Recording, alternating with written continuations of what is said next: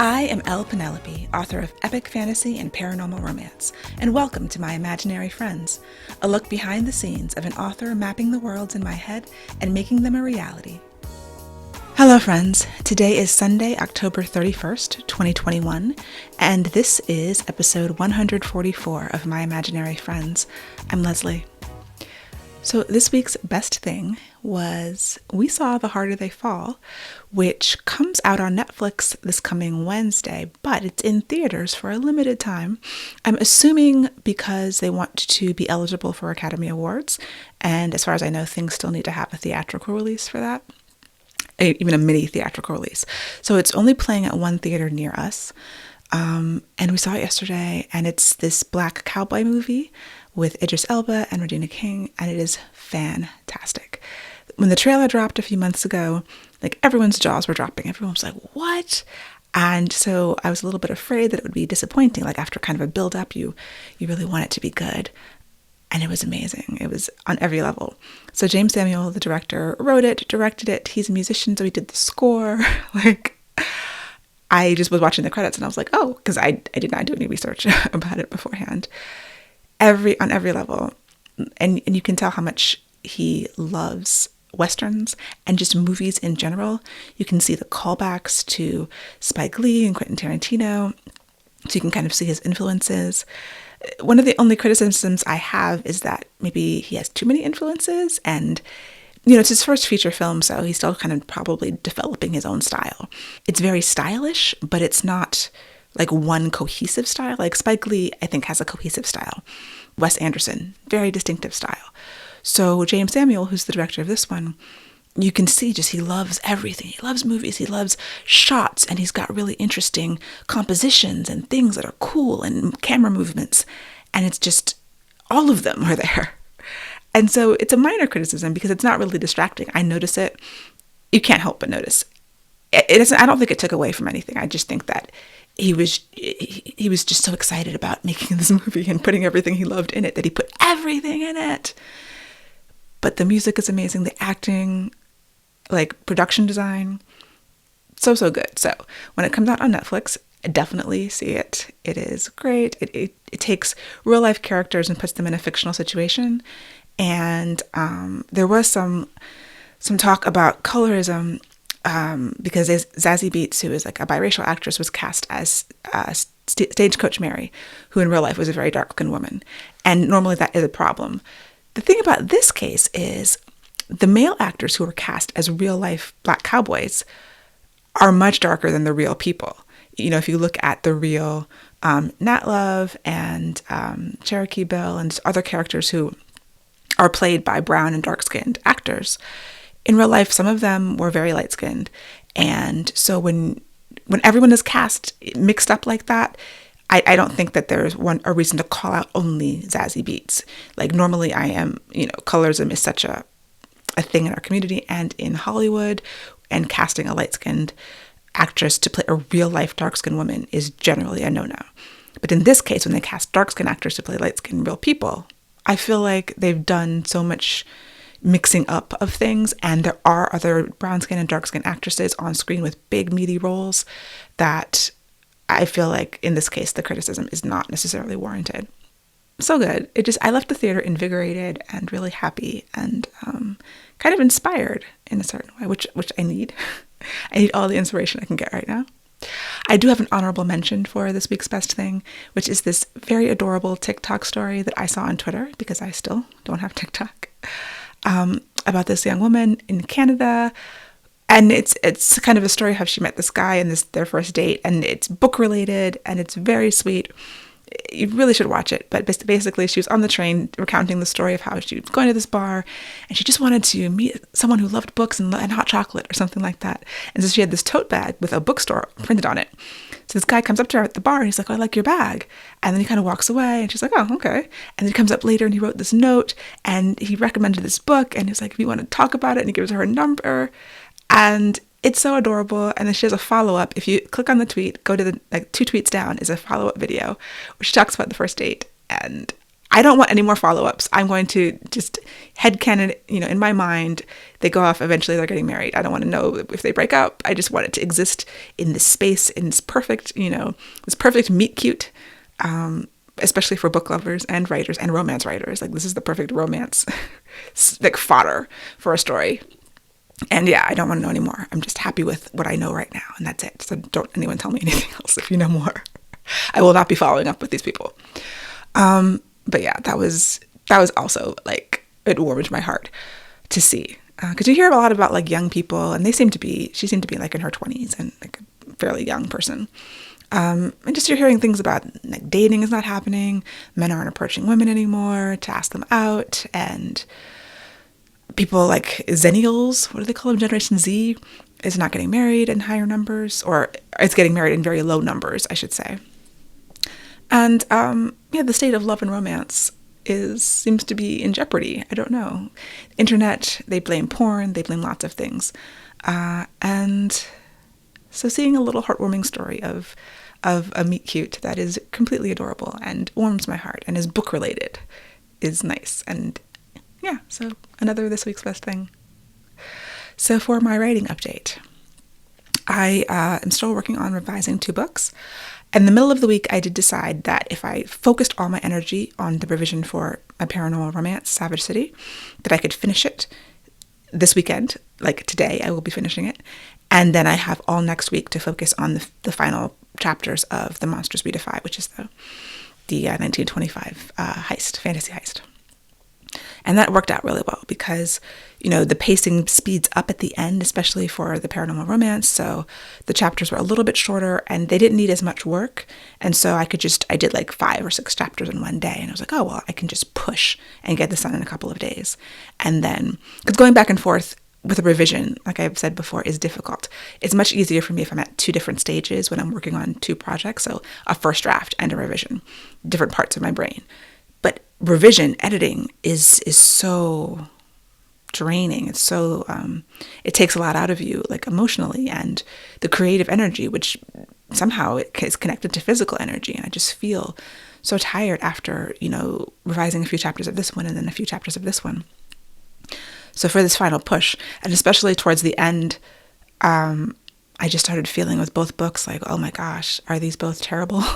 There's ups and downs of doubt with writing, and probably with all art. And sometimes you're on top of the world and you're like, this is the best thing I've ever written. And sometimes you're like, who decided that this was good enough to publish? I don't believe that my editor really likes this, and I don't know why I'm publishing this book. And those thoughts creep in. So in an effort to try to create a more reliable headspace for myself, I decided just to focus for a few days, these last 2 weeks. And I think that was the right decision. I mean, I think doing both, I needed to do both at the same time in order to make these deadlines. But changing strategy can often be very helpful, especially when you're feeling something like just the internal intuition, I guess. I was just like, I think that Monsters is the harder revision. I've been asked to do a little bit more because it's coming from my editor, whereas the Savage City revisions are coming from feedback and editorial feedback as well, but it's not as intense. And so holding both in my head is the real challenge. Like at the end of a book, especially with this revision, I have to be able to hold everything and know all of the threads, make sure that I am wrapping them up in a satisfying way and just feeling it emotionally. And that is difficult, to sort of be in the emotions of the book and the characters and the arcs for 2 different things that are very different and have different pacing. And so I think that's really why revising 2 things is difficult. And so I had written this really emotional scene in Savage City. Like I had to rewrite a whole scene. And I was just in it. I was feeling it. I was like, oh my gosh, this is what it needed. Do I need to go back and bring this level of emotion to other things? But this is like a peak. There's the peaks and valleys of the emotions in a book. And I was glad I could just focus on that and sit with that.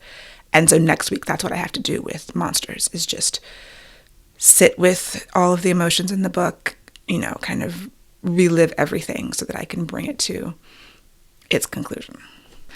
I've also been thinking about the release of Savage City and the book 2. So it's a trilogy. Way back when I was very ambitious and I was like, I'm going to write this 5-book series or 6-book series, whatever it was supposed to be, which was not realistic. So now it's a trilogy, and I have ideas for, future books. But if I do it in groups of trilogies, if I continue the series, that's how I would do it. So this overarching story, book 1 ends in a satisfying way, but with an opening for book 2. Book 2, just thinking about my schedule and the things that I'm committed to, I cannot start writing. I do not think I will be able to start writing book 2 until next summer, which means book 2 probably will not come out until spring of 2023. And so briefly this week I was thinking, what if I just pushed back book 1? Like, I don't know. My whole goal has been to get this book out in the spring of 2022 before my embargo for my traditional publishers. So 3 months before when Monsters is supposed to come out, which I don't have a firm date on, but I have a targeted date. But then it's like, I do want to have book 2 on pre-order when I release book 1, but I won't even have written book 2 by the time if I released book 1 in the spring, book 2 would be coming out the next spring, which is a normal publication schedule for traditional publishers. Not so much for self-publishing, but it's really just the best I can do. And so I was like, well, what if I held this book? What if I finished it and don't publish it till like the fall or the winter, and so it's closer to when book 2 would come out? And I don't like the way that feels. I do as a reader. Okay, as a reader, a year between books that are connected is tough. There's going to be the same characters. It's going to be a continuation of the main couple from this book plus a new couple, sort of like what I did in book 3 of Earthsinger Chronicles, which was not what I wanted to do. I wanted complete standalones. It didn't work out that way. The muse was not cooperating with my business strategy, and that's fine. It is what it is. But I don't like holding books. It's done. I want to put it out. And so obviously the rapid release model that many self-publishers follow is not for me. And I just have to make my peace with that, I think. I thought I had, and then I was like, oh, well, what if I just hold this? Then it'll be closer to the time. It'll probably still be 5 months or something if I release in the fall or the winter. But I don't really want to do that. I don't know. One of the benefits of being able to self-publish is being able to put the book out when it's done. And, you have to wait for traditionally published books in a series. And so it's possible. It's kind of annoying. And, I forget characters and what happened in previous books. Like I picked up a book, The Princess Knight by G.A. Aiken, because I had read the first book in the series, The Blacksmith Queen, when it came out. And these are traditionally published fantasy romance books. Very light on the romance. It was a very slow burn in the first book. But I picked it up and I started reading the first chapter and I'm like, I do not remember anything that happened in the first book. And I don't have time to reread the first book. So I did go back to Goodreads and I started reading reviews of the first book because that will jog my memory, because a lot of times people will recap things in the reviews. And I was like, okay, it's sort of coming back to me now. I think I remember.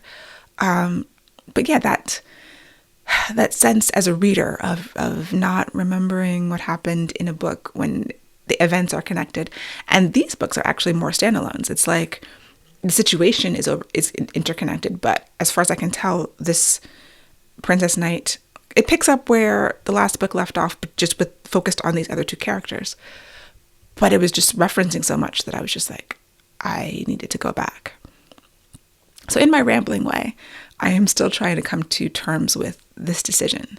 I think I will go ahead and just release Savage City when it is ready and write the next book when I can and release it, as soon as I can. Put the pre-order for a year after, and then I know that I can always move the pre-order up, but you can't. Well, you get penalized, at least with Amazon, if you push it back. That's why I would do it for a year. And maybe it can come out a little earlier than that. And that would be great. That would be a bonus. And then book 3 would probably come out faster because my current obligations would be completed, and then, there might be new obligations, I might have a new contract by then. Who knows what's happening? I'm trying to do one day at a time as much as possible while still scheduling 2 years in the future. So can you really live one day at a time when you have to plan for the future? So this is my thought process that I'm sharing with you.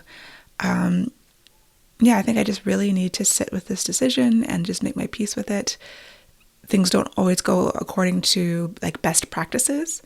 And as I was talking to my mastermind partners today in our meeting, talking through this issue, my friend asked me about my goal. Like, what is my goal for the series? And we talk about, is it financial goals? Is it sales goals? Is it just internal satisfaction goals? Like, what are you trying to accomplish? Because that is how you figure out what to do. And I'm a big fan of that. Like, I preach that all the time. Like, you have to know your goal. If someone asks me, well, should I self-publish or should I try to get an agent? And it's like, well, what is your goal? Like, do you want to see your book on the shelves? Do you want to get awards? Do you want to make money? Like, all of these things factor in. So it is a very valid question. And I don't have an answer. I couldn't come up with an answer then. I don't have an answer now. I mean, the best answer I have is I just want to write books and put them out and have people read them if they want to read them, and tell people about them and hopefully convince people to read them because I think they're very good and I like them a lot. That is my goal. Is that okay? It is not a business strategy. I realize that.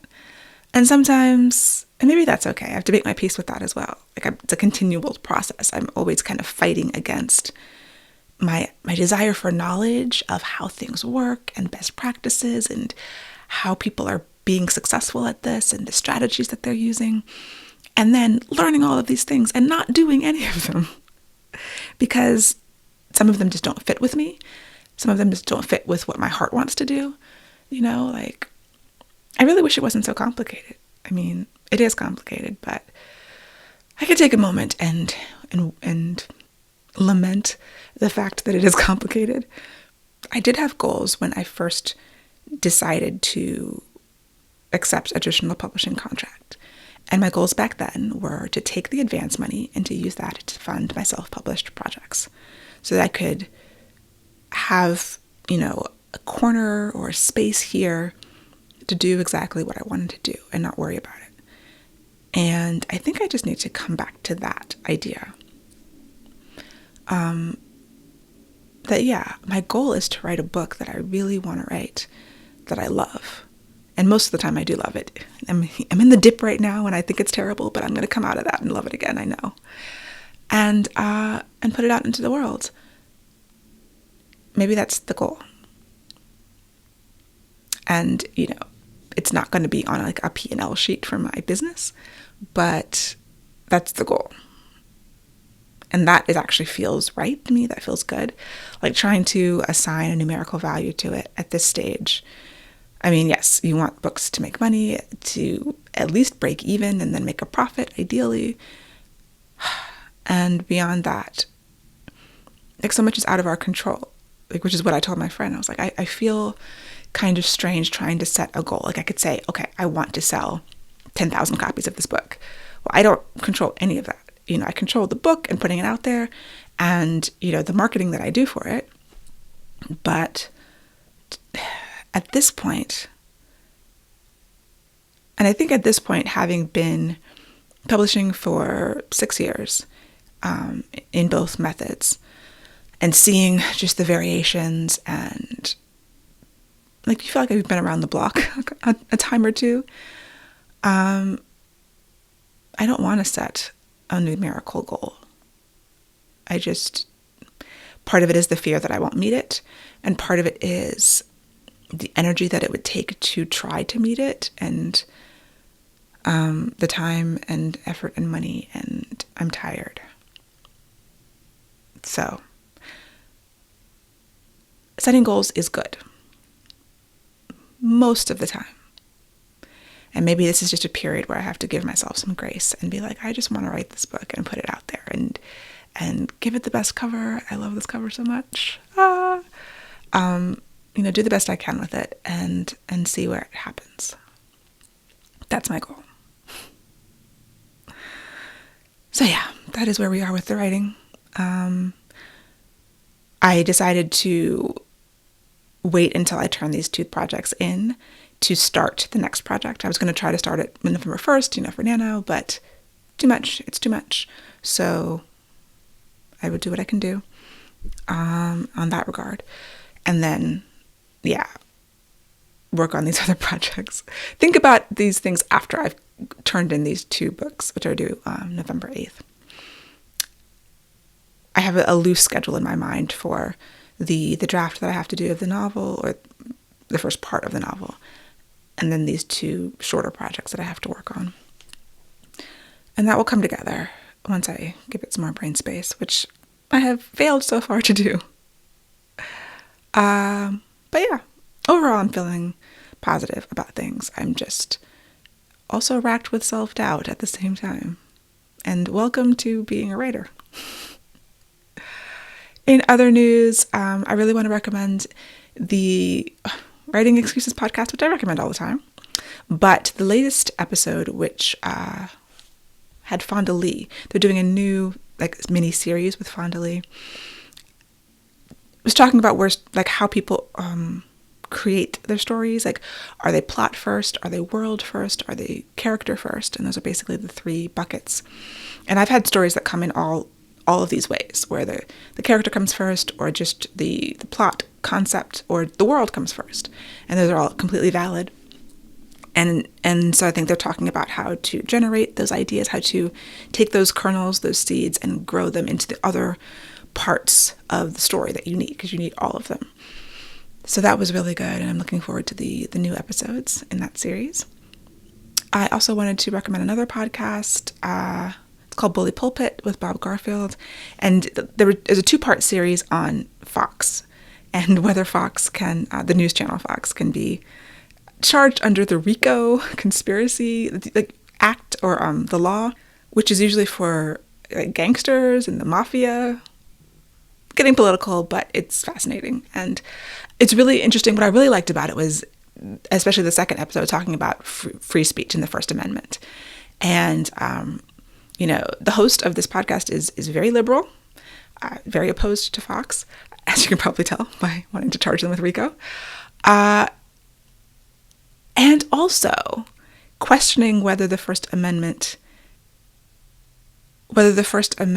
should still be in effect in the same way, which is a very dangerous ground. And his guest, who is a First Amendment legal expert, reinforces this, which is why I think it's a really good listen, because you hear this on both sides, on the left and the right, about free speech and the First Amendment and what speech is or should be protected. Hate speech is protected under the First Amendment, and I think there's a very good reason for that. And when we try to limit it, there's so many unintended consequences. And I think well-intentioned people, don't want harm to come onto other people from speech or actions or anything else. But they go into this very poorly thought out direction. And I'm being caught in this time period when that's actually a question, should we just limit should the First Amendment not cover hate speech? Of course, the logical question then is, who decides what's hate speech? And can we agree? And at the moment, we cannot agree on what hate speech is. And so it has to be protected, no matter how horrible and hateful it is. And so, yeah, I just recommend that as a very interesting listen. I enjoy that podcast. It's very thought-provoking, and especially for people who are not satisfied with either political party and either side of this polemic that the politics is in right now, which is very, very depressing. But I think that as writers, as people who put work out for public consumption, these are important issues. Free speech, First Amendment is, for artists everywhere, is important. And So that is it for me for this week. It is Halloween. I am not a Halloween person. I don't enjoy or find a lot of joy in dressing up in costumes. But I wish everyone happy Halloween, although it's past by the time you hear this, but I hope you had a wonderful Halloween. I'm not even a person who loves candy. Like, I'm not a candy person. I'm not a chocolate person. I like fun. Don't think that I'm like a Halloween Grinch, but I don't participate. But yes, I hope that you had a wonderful Halloween. And my goals are to finish this stuff. Finish this book today, finish this other book over the course of the week, and get a better handle on a schedule for all of the other things I need to do by the end of the year. And just make my peace with some things, which is ongoing. I mean, it's been happening. It'll continue happening. I'll come up against the same questions and maybe come to the same conclusions, or maybe change them. I don't know. But yeah, I will talk to you next week, and happy reading. For episode show notes and to sign up for the Footnotes newsletter and get the show notes in your inbox, go to myimaginaryfriendsshow.com. Subscribe wherever you get your podcasts and watch the video episodes on YouTube. I would really appreciate a rating or review to help support the show and my imaginary friends, who's part of the Frolic Podcast Network. I don't know why I said it like that. For more fantastic podcasts, go to frolic.media/podcasts.